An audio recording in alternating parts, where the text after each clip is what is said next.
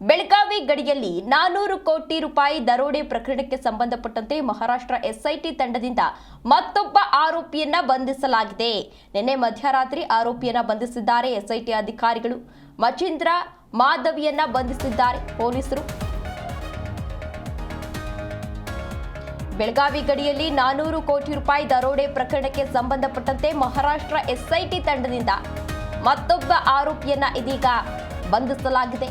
ನಿನ್ನೆ ಮಧ್ಯರಾತ್ರಿ ಆರೋಪಿಯನ್ನ ಬಂಧಿಸಿದ್ದಾರೆ ಎಸ್ಐಟಿ ಅಧಿಕಾರಿಗಳು. ಮಚೀಂದ್ರ ಮಾಧವಿಯನ್ನ ಬಂಧಿಸಿ ಪೊಲೀಸರಿಂದ ಈಗಾಗಲೇ ವಿಚಾರಣೆಯನ್ನ ನಡೆಸಲಾಗಿದೆ. ಈವರೆಗೂ 6 ಜನ ಆರೋಪಿಗಳನ್ನ ಪೊಲೀಸರು ಬಂಧಿಸಿದ್ದಾರೆ. 6 ಜನ ಆರೋಪಿಗಳ ತೀವ್ರ ವಿಚಾರಣೆಯನ್ನ ನಡೆಸ್ತಾ ಇದ್ದಾರೆ ಎಸ್ಐಟಿ ಅಧಿಕಾರಿಗಳ ತಂಡ. ವಿಚಾರಣೆಯನ್ನ ನಡೆಸ್ತಾ ಇದ್ದಾರೆ.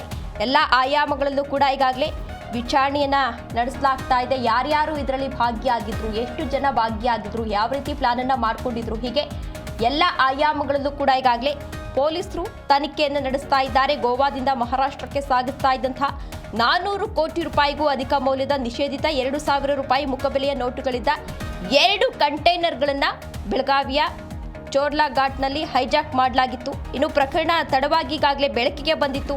ಈ ದರೋಡೆ ಪ್ರಕರಣ ಅಂತಾರಾಜ್ಯ ಮಟ್ಟದಾಗಿದ್ದು ಕರ್ನಾಟಕ, ಗೋವಾ ಹಾಗೂ ಮಹಾರಾಷ್ಟ್ರ 3 ರಾಜ್ಯಗಳ ಪೊಲೀಸರು ಕೂಡ ವಿಶೇಷ ತನಿಖಾ ತಂಡದ ಮೂಲಕ ಈಗಾಗಲೇ ತನಿಖೆಯನ್ನು ನಡೆಸ್ತಾ ಇದ್ರು. ಇದೇ ವಿಚಾರಕ್ಕೆ ಸಂಬಂಧಪಟ್ಟಂತೆ ಹೆಚ್ಚಿನ ಡೀಟೇಲ್ಸ್ ಅನ್ನ ನೀಡಲಿದ್ದಾರೆ ನಮ್ಮ ಪ್ರತಿನಿಧಿ ಶ್ರೀಧರ್. ಶ್ರೀಧರ್, ದರೋಡೆ ಪ್ರಕರಣಕ್ಕೆ ಸಂಬಂಧಪಟ್ಟಂತೆ ಇದೀಗ ಮತ್ತೊಬ್ಬ ಆರೋಪಿಯನ್ನ ಬಂಧಿಸಿದ್ದಾರೆ. ಎಲ್ಲಿ ಬಂಧಿಸಿದ್ರು, ಯಾರು ಈತನ ಹಿನ್ನೆಲೆ ಏನು? ಖಂಡಿತವಾಗಿ ಸೂಚನೆ ಏನಂತಂದ್ರೆ ಈಗಾಗಲೇ ನಾವು ಕೂಡ ಏನೋ ಈ 400 ಕೋಟಿ ಅಂತ ಹೇಳಿ ಏನೋ ಒಂದು ಕಳ್ಳತನ ಮಾಡಿದ್ರು ಪ್ರಕರಣ ಬೆನ್ನತ್ತಿ ನಾವು ಕೂಡ ಹೊರಟಿದೀವಿ ಅಂತ ಹೇಳ್ಬೋದು. ಯಾಕಂದ್ರೆ ಸತತವಾಗಿ ಜಿ ನ್ಯೂಸ್ ನಲ್ಲಿ ಕೂಡ ಏನೋ ಅವರು ಹೆಜ್ಜೆ ಏನೋ ಪೊಲೀಸರು ಯಾವ ರೀತಿಯಾಗಿ ಕಾರ್ಯಾಚರಣೆ ಮಾಡಿ ತನಿಖೆ ಮಾಡ್ತಾ ಇದ್ದಾರೆ, ಅದೇ ರೀತಿಯಾಗಿ ಏನಂತಂದ್ರೆ ಈ ನಮ್ಮ ಜಿ ನ್ಯೂಸ್ ಕನ್ನಡ ಕೂಡ ಒಂದು ಮಾಡ್ತಾ ಇರತಕ್ಕಂಥದ್ದು ಹೇಳ್ಬೋದು. ಯಾಕಂತಂದ್ರೆ ಇದು ನಮ್ಮ ದೇಶದಲ್ಲಿ ಒಂದು ಪ್ರಥಮ ಬಾರಿಗೆ ಪ್ರಥಮ ಅಂತಂದ್ರೆ ಸುಳ್ಳಾಗೋದು. ಯಾಕಂದ್ರೆ 400 ಕರೋಡ್ ಅಂದ್ರೆ ಹಣವನ್ನ ದೋಚಿದ ಕಳ್ಳರು ಏನಂತಂದ್ರೆ ಇದು ಮೊದಲನೇ ಬಾರಿ ದೇಶದಲ್ಲಿ ಇದು ಮೊದಲನೇ ಪ್ರಕರಣ, ಇದೇ ಲಾಸ್ಟ್ ಅಂತಾನು ಹೇಳ್ಬೋದು.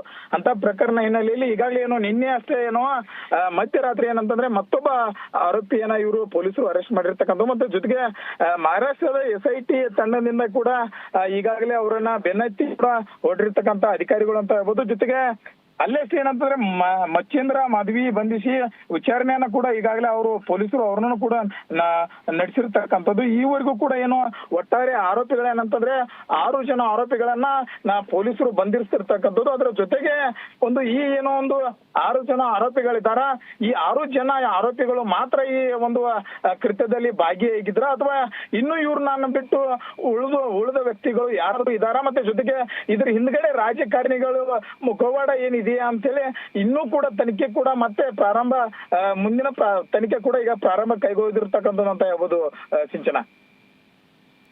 ಇದೀಗ ಇನ್ನು ಎಷ್ಟು ಜನ ಆರೋಪಿಗಳನ್ನ ಬಂಧಿಸಬೇಕು, ವಿಚಾರಣೆ ವೇಳೆ ಏನಾದ್ರೂ ಬಾಯ್ ಬಿಟ್ಟಿದ್ದಾರಾ ಕೈದಿಗಳು ಅಂತ? ಖಂಡಿತ ಸಿಂಚನ. ಯಾಕಂದ್ರೆ ಅವರು ಒಬ್ಬೊಬ್ರು ಒಂದೊಂದು ರೀತಿಯಾಗಿ ವಿಚಾರಣೆ ಮಾಡ್ತಾ ಇದ್ದಾರೆ. ಅದೇ ರೀತಿಯಾಗಿ ಏನಂತಂದ್ರೆ ನಿನ್ನೆ ಏನೋ ಮಧ್ಯರಾತ್ರಿವರೆಗೂ ಅವ್ರನ್ನ ಅರೆಸ್ಟ್ ಮಾಡಿ ಒಂದು ವಿಚಾರಣೆ ನಡೆಸಿದ್ರು.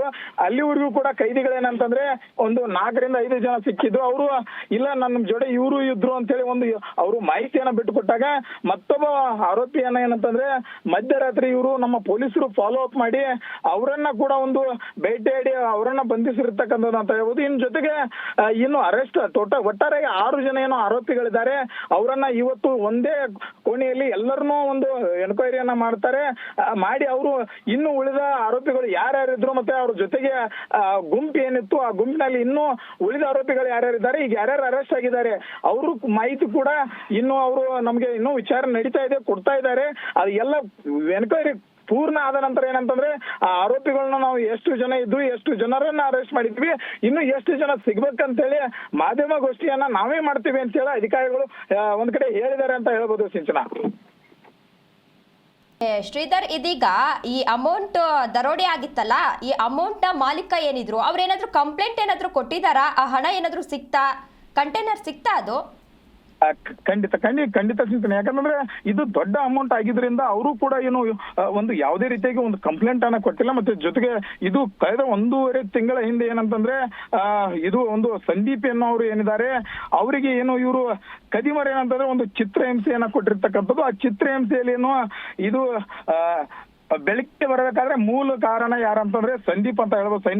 ಸಂದೀಪ್ ಏನಿತ್ತ ಇದ್ದಾನೆ ಈ ಕಳ್ಳಿನ ಗ್ಯಾಂಗ್ ನಲ್ಲಿ ಈತನೂ ಕೂಡ ಒಬ್ನ ಅಂತ ಹೇಳ್ಬೋದು. ಯಾಕಂದ್ರೆ ಇವ್ರು ಎಲ್ಲರೂ ಸೇರಿ ಒಂದು ಪ್ಲಾನ್ ಅನ್ನ ಮಾಡಿದ ಟೈಮಲ್ಲಿ ಈ ಸಂದೀಪ್ನಿಗೆ ಏನಂತಂದ್ರೆ ಅವರು ಒಂದ್ ಕಡೆ ಚಿತ್ರಹಿಂಸೆಯನ್ನ ಕೊಡ್ತಾರೆ. ಚಿತ್ರಹಿಂಸೆ ಕೊಟ್ಟ ನಂತರ ಇವನು ಅವರ ಕೈಯಿಂದ ಒಂದು ತಲೆ ಮರೆಸ್ಕೊಂಡು ಅಲ್ಲಿಂದ ಒಂದು ಎಸ್ಕೇಪ್ ಆಗಿ ಏನಂತಂದ್ರೆ ಸೀದಾ ಒಂದು ಬೇರೆ ಒಂದು ರಾಜ್ಯಕ್ಕೆ ಹೋಗಿ ಅಲ್ಲಿ ಒಂದು ಇವರ ಮೇಲೆ ಒಂದು FIR ದಾಖಲು ಮಾಡ್ತಾರೆ. ಈ ರೀತಿ ಮಾಡಿದ್ದಾರೆ ಸರ್, ಈ ರೀತಿ ಆಗಿದೆ ಅಂತ ಹೇಳಿ FIR ಮಾಡ್ತಾರೆ.